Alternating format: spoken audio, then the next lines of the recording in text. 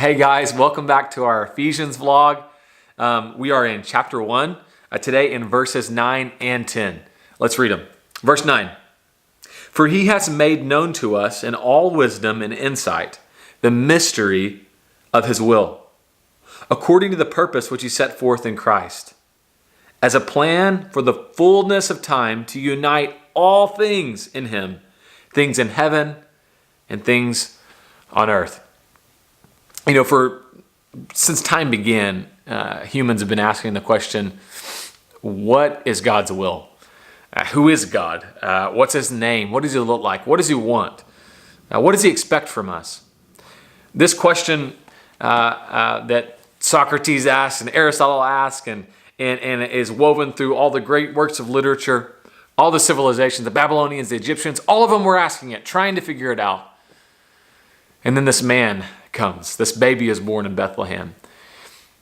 And God points to him and says, this is my will.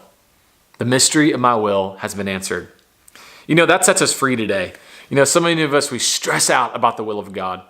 You know, maybe we're not asking these big cosmic questions of who is God, but maybe we just want to know who do we marry? You know, what college do I go to? What city am I supposed to live in? And a lot of times we can isolate the will of God to that narrow framework of person, place, thing, right? Where, what, and how. We want to know which direction to take in the fork in the road, and we think that's the will of God. That's part of the will of God. But what Ephesians tells us, and why this book is so important, is that it brings us back to this sort of 10,000-foot view of life and says, listen, stop worrying about all those things and understand the main thing, and that is that the will of God has already been answered in this man named Jesus.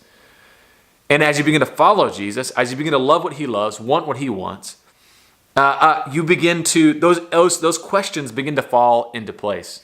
You begin to know who you need to marry. You begin to know where you need to work. And sometimes we are left with some question marks on those things. You know, the Bible doesn't specifically tell us which college to go to or what job to take. That's where wisdom comes in. And what wisdom comes from knowing Jesus. Wisdom comes from having a relationship with God. And of course, being a part of the church community and having wisdom spoken into us by other believers. But the cool thing is, you never have to worry about the will of God for the rest of your life because Jesus is the will of God. And if you know him, and if you trust in him, he will always lead you into what is good.